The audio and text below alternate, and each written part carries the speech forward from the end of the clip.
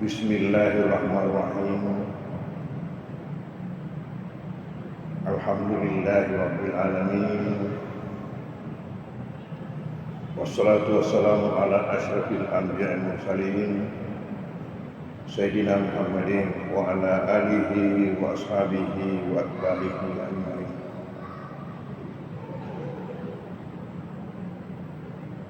Hadirin hadirat jamaah maghrib dan majelis pengajian rahimahullah.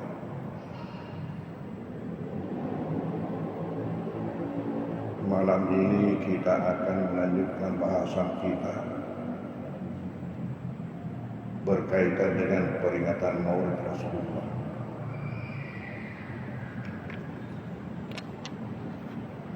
Seperti yang telah saya kemukakan pada pengajian kita yang lalu, bahwa peringatan Maulid Rasulullah dalam bentuk dakwah itu boleh dikatakan telah menyebar di seluruh dunia.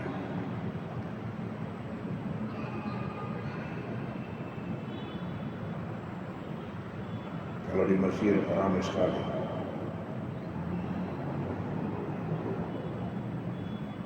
Pernah di asrama Azhar yang kami tempati dulu,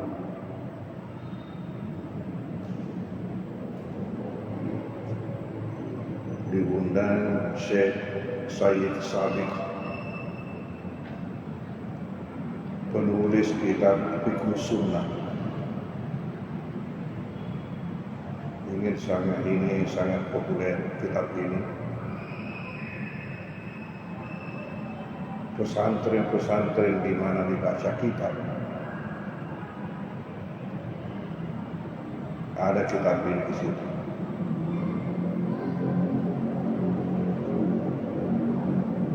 Orangnya kecil, mirip-mirip ada utang-utangnya Syekh Sabiq, khusus untuk mahasiswa-mahasiswa yang ada di asrama Azhar.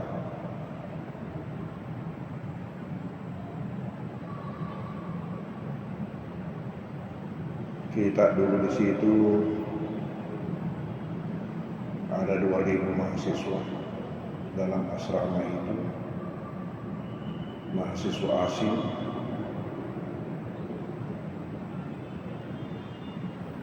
Dalam 33 bangunan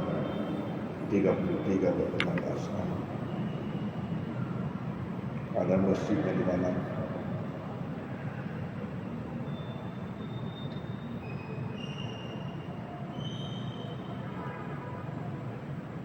Dua ribu mahasiswa dari 70 negara.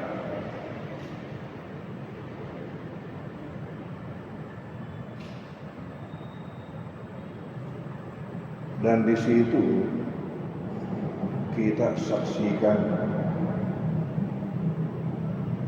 toleransi dalam beragama. Ini bedanya di Saudi Arabia.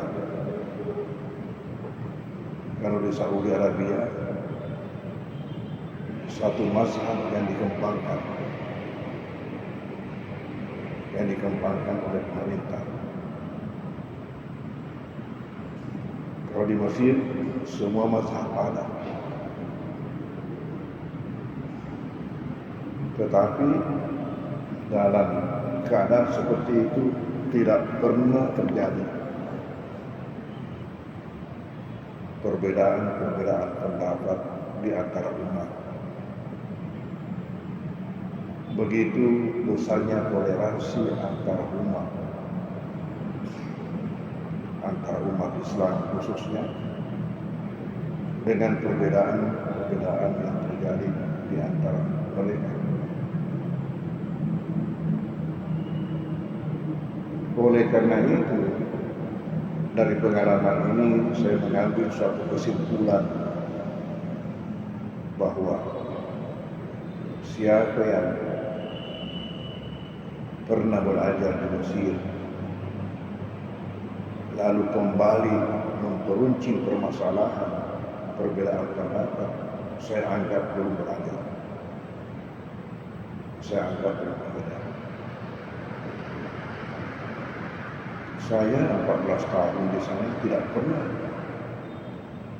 terjadi ada muncul perbedaan masalah-masalah khilafiyah. Coba seperti di asrama Azhar yang terdiri daripada 70 bangsa dari dunia. Tentunya di situ semua mazhab ada. Semua mazhab ada di situ.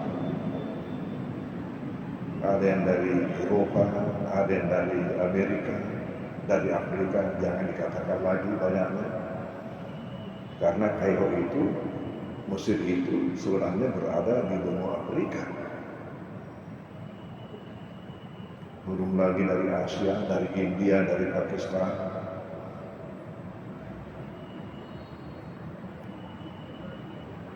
Dan lucunya ya,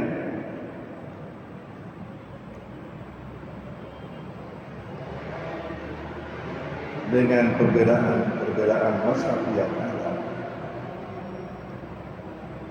kita selalu kunut kalau subuh.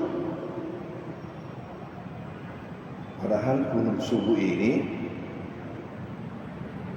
hanyalah buat Imam Syafi'i dan buat Imam Maliki. Dengan perbedaan,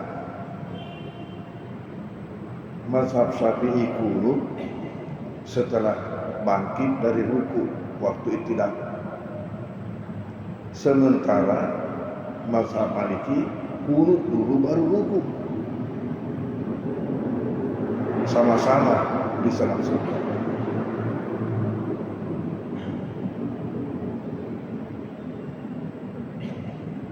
Kenapa? Kebetulan yang selalu jadi imam salat subuh salah seorang mahasiswa yang ada di asrama. Kita ada imam besar namanya Syekh Mahmud Lutfi, tapi rumahnya agak jauh. Beliau itu hanya datang untuk salat maghrib sampai isya. Setelah selesai salat maghrib memberikan pengajian. Tidak bawa kitab, tetapi ilmu yang keluar dari mulut beliau itu luar biasa.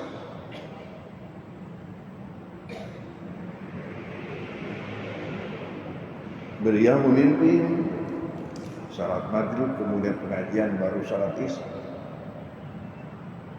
Ini untuk maghrib dan isya. Untuk salat zuhur dan asar ada imam muda. Imamnya muda, ya mungkin seumur dengan Ambo. Imamnya itu muda, namanya Abdul Fattah. Itu yang memimpin kita jadi imam untuk salat zuhur dan salat asar. Tersisalah salat subuh.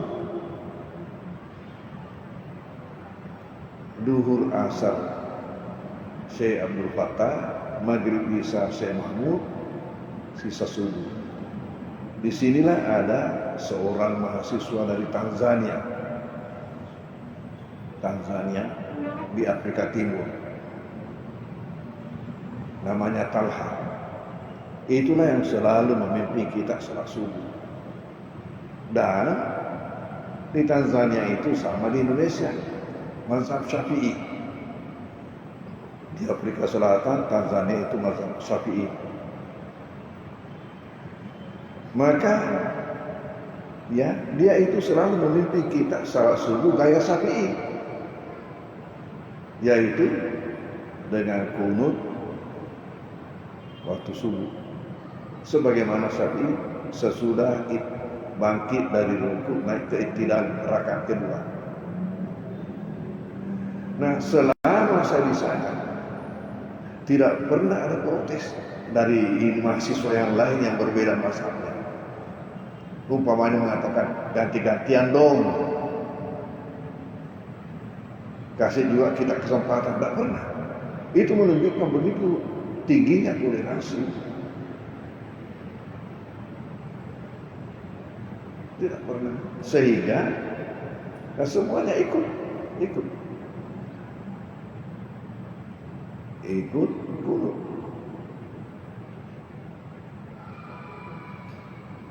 Nah, pernah sekali kejadian. Ini si Talha ini tidak hadir. Mungkin lagi sakit perut atau bagaimana. Maka terjadilah baku dorong-dorong untuk jadi imam. Sama-sama mahasiswa semua baku dorong-dorong. Akhirnya dipaksa seorang maju. Walhasil setelah 2 rakaat dia takbir. Ini makmum ruku, sementara dia tidak ruku. Dia baca kunut, tetap berdiri. Makmum tadi ini mengira ruku, langsung ruku semua. Nanti setelah selesai lagi kunutnya, takbir lagi, baru dia ruku. Makmum sudah berdiri. Masya Allah, ketika itu jadinya kacau salat. Jadinya kacau. Jadi ada yang kembali ruku, makmum itu ada yang tetap berdiri.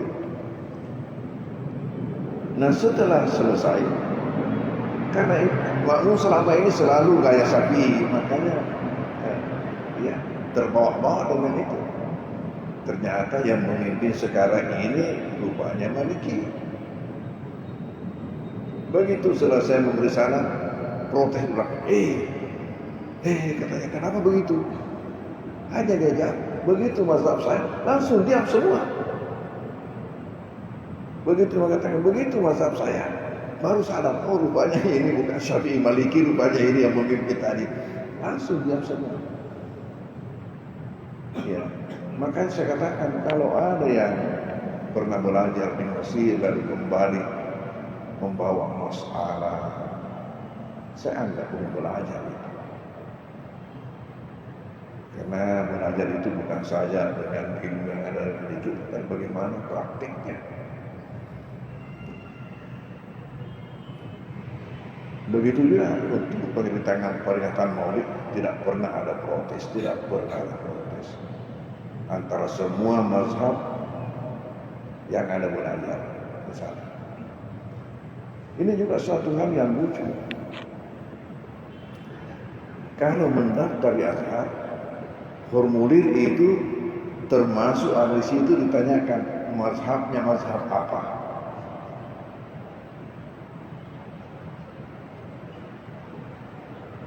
Kira-kira apa yang ditulis oleh saudara kita dari Muhammadiyah? Karena Muhammadiyah itu tidak bermazhab. Sementara banyak Muhammadiyah masuk Azhar. Banyak.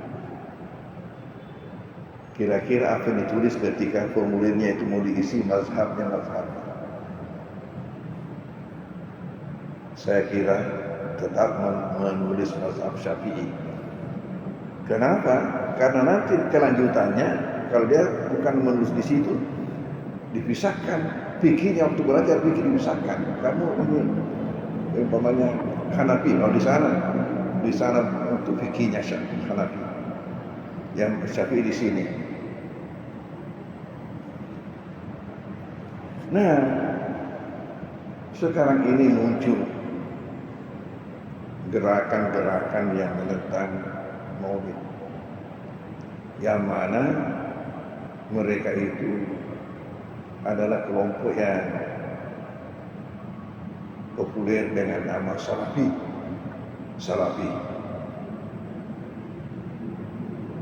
Alasan mereka menentang ialah hadis Rasulullah, di mana Rasulullah sallallahu alaihi wasallam mengatakan, "Man ahdatsa fi amrina hadza ma laysa minhu fahuwa radd."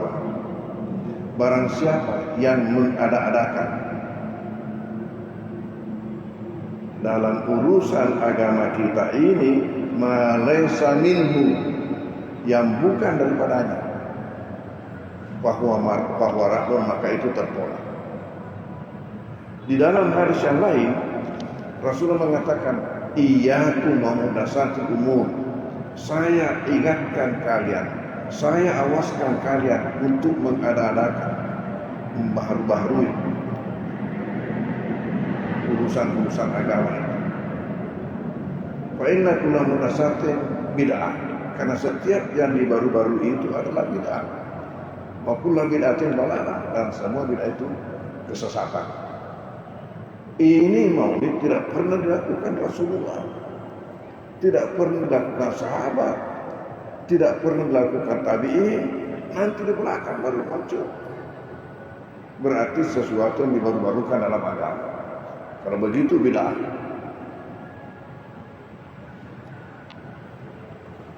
Nah sekarang apa jawaban orang yang mengadakan maulid dengan yang tuduhan bid'ah karena mengada-adakan agama? Jawabannya ialah, apa sih yang dilakukan orang kalau maulid? Apa yang dilakukan orang?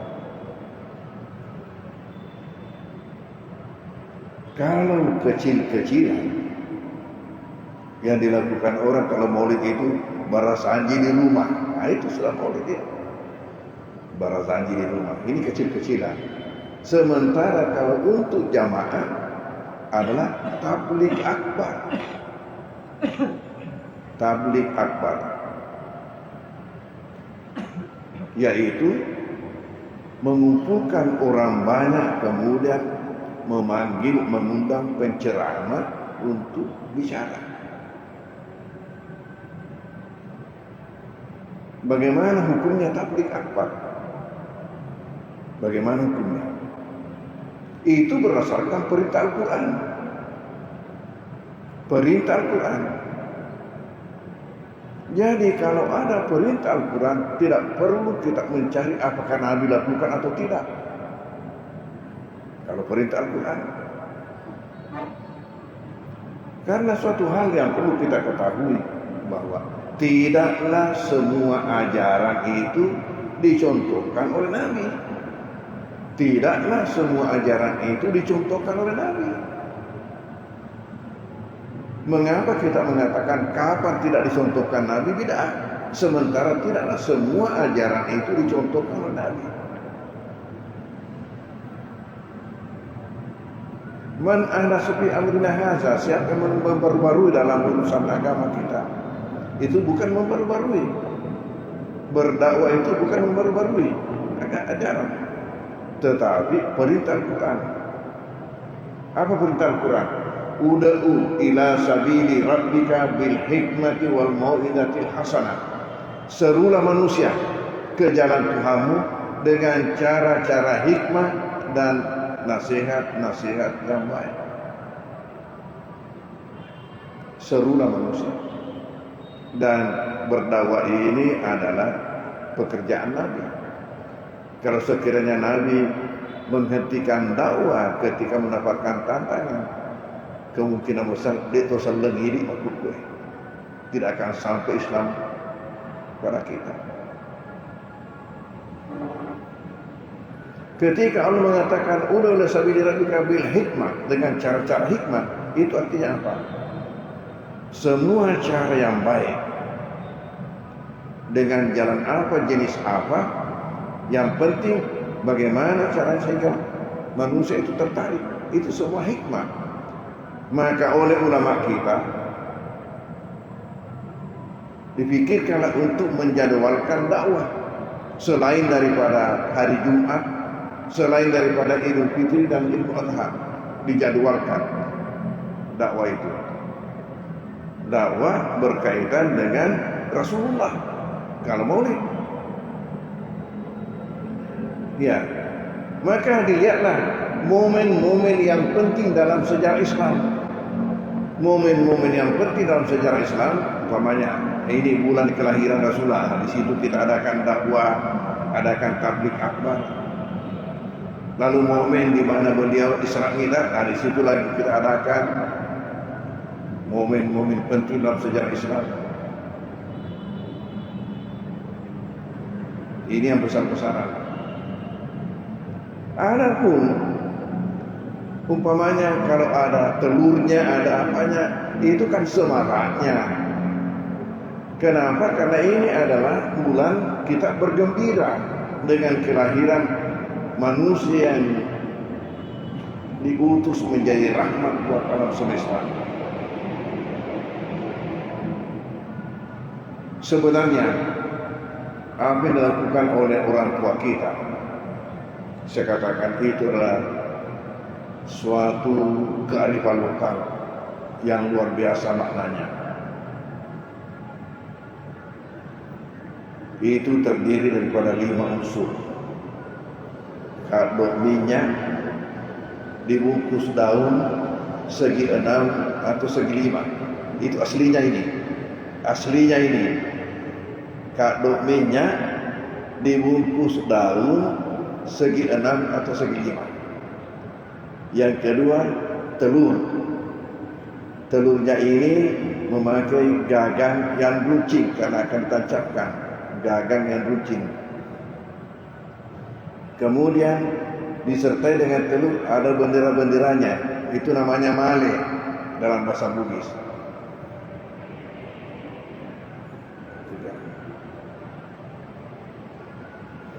Kemudian ini diwarnai dan ada bunga-bunga. Ada bunga-bunga.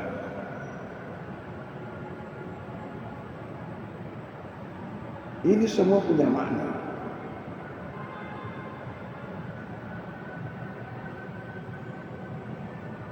Orang tua kita tidak sekolah, tapi cukup alim.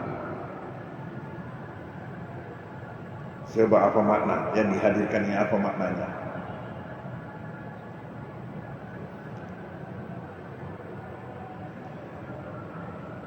Pertama, gagangnya. Runcingkan niatmu. Itu makna gagangnya. Runcingkan niatmu. Telurnya, bulatkan hatimu. Sudah 2 itu. Runcingkan niatmu, bulatkan hatimu. Malenya, datang kemari. Karena sepanjang jalan di arah itu selalu memanggil-manggil itu. Malenya itu, bendera-benderanya itu. Jadi, runcingkan niatmu, bulatkan hatimu, datang kemari. Datang kemari apa? Mengambil berkah. Lisu dibawa pulang. Berkah dibawa pulang, penuh dengan iman dan Islam. Segi 6 itu simbol iman. Arkan iman 6. Segi 5 simbol arkan Islam. Segi 5. Jadi runcingkan niatmu, bulatkan hatimu, datang kemari, ya sudah. Mengambil berkah yang penuh iman dan Islam kembali, makanya disebut lisu. Mengambil berkah kembali, kenapa? Karena hati kami berbunga-bunga. Berbunga-bunga demi kegembiraan dengan lahirnya manusia yang diutus menjadi rahmat buat alam semesta. Ya. Maka kita sedih. Itu semaraknya dan punya makna. Coba kita memperingati 17 Agustus kemerdekaan. Kan bukan hanya sekedar pidato saja, upacara, tapi ada rangkaiannya itu sebagai tanda kegembiraan kita. Begitu juga lah. Kapan-kapan manusia ini gembira, pasti ada tanda-tandanya. Ada tanda-tandanya. Bersedih juga begitu, ada tanda-tandanya. Coba kalau kita kematian, maka di luar rumah dipasang bendera putih. Itu tanda-tandanya. Ada orang mati di sini. Kalau di negeri Arab lain, kalau ada kematian dipasang di luar bendera hitam. Itu simbolnya. Dan semakin besar kegembiraan kita, semakin besar momennya itu, semakin besar juga itu simbol-simbolnya. Maka diadakanlah berbagai pertandingan-pertandingan dan sebagainya. Ya, rumah diberikanlah hiasan-hiasan, bendera-bendera dan sebagainya. Begitulah. Kapan manusia gembira, semakin tinggi nilai kegembiranya, semakin besar itu syiarnya.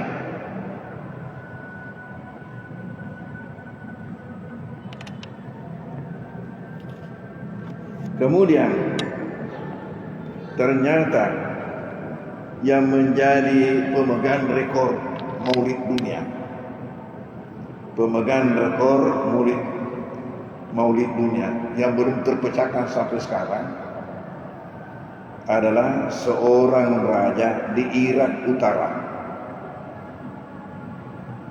di provinsi yang bernama Arbil. Di provinsi Arbil, Irak Utara, di situ seorang raja yang bernama Al-Malik Muzaffar. Al-Malik Muzaffar mengadakan maulid yang terbesar di dunia, yang belum terpecahkan sampai sekarang.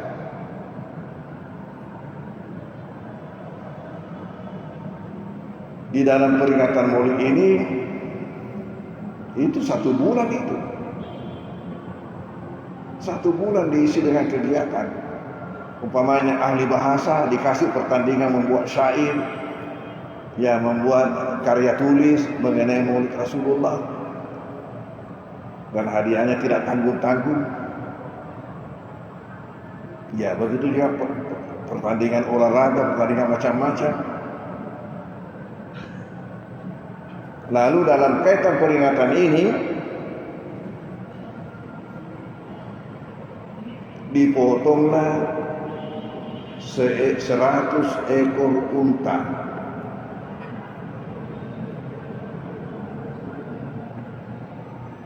ditambah 100 ekor sapi, ditambah 100 ekor kuda. Ay, tuh dijadikan foto. Ditambah 5.000 ekor kambing. Nah, siapa yang berani melaksanakan seperti ini? Ya, ini kumulke dos. Kasih dibagi-bagi kita pakai.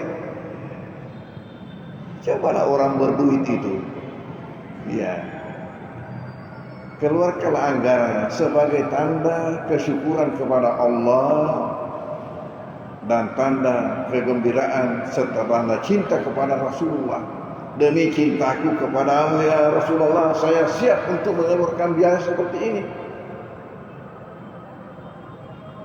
Coba saudara-saudara kita Pak Datik setiap tahun itu kalau maulid itu berkumpul seluruh dunia itu di Pak Datik itu kalau mengadakan maulid. Ya, tahu syekhnya di Majelis Ulama itu siapa? Dr. Ruslan Wahab itu syekhnya di Majelis Ulama. Saya sudah 3 kali mengisi acara di situ. Pernah bersama-sama dengan Pak Amin Sam, gubernur kita. Pernah bersama-sama begitu. Di situ datang semua anggotanya itu.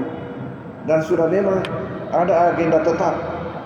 Puncaknya itu 20 Rabiul Awal. Di situ puncaknya, karena di situ juga haulnya itu, ya, khalifahnya, haulnya syekhnya 20 Rabiul Awal. Jadi mereka sudah hafal semua. Jadi tanpa diundang, mereka sudah siapkan ini demi kecintaanku kepada Rasulullah. Maka saya siap untuk melakukan seperti ini. Datang mereka tuh, ya, ramai di situ. Maka penjual-jual juga ramai. Itu penjual-jual di mana banyak manusia berkumpul. Termasuk di situ penjual parang segala. Pak baru bagus kata kalau kakuro bagus lah. Itu puncaknya. Jadi mereka itu berkemah di sana. Jadi juga mungkin juga ada yang mondok di rumah-rumah penduduk. Kan ramai. Ramai.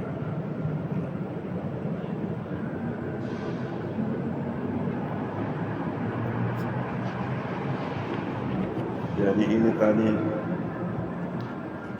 Lalu apa kata ulama-ulama kita?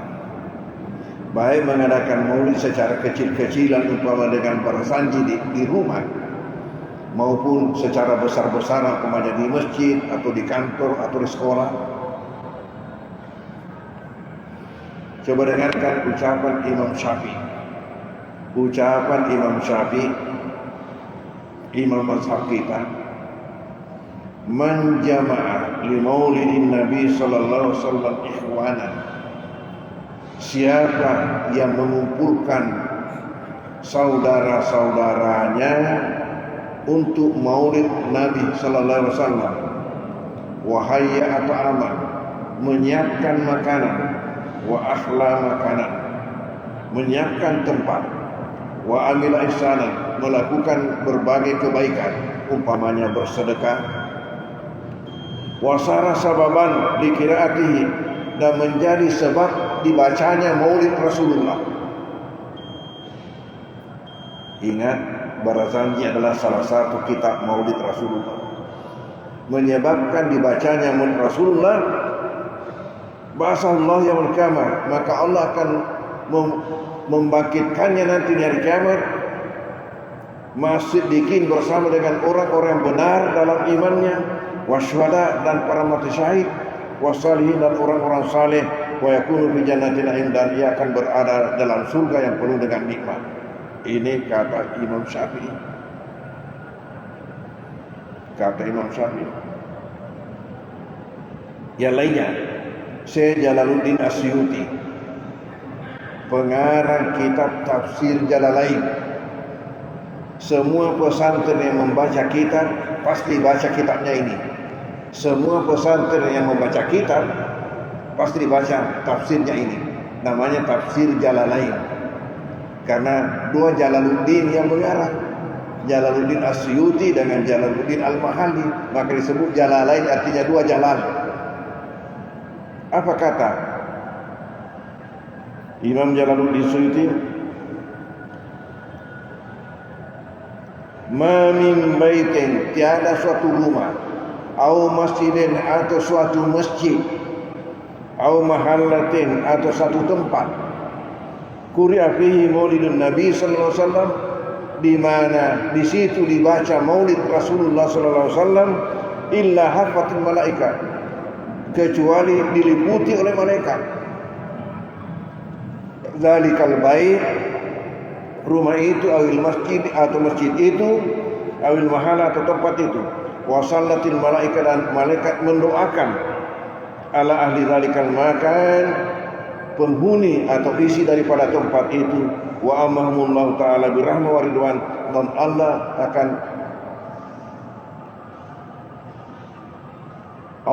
akan menurunkan secara umum kepada mereka itu rahmat dan keredaan. Ini kata Imam Jalaluddin Asyuti.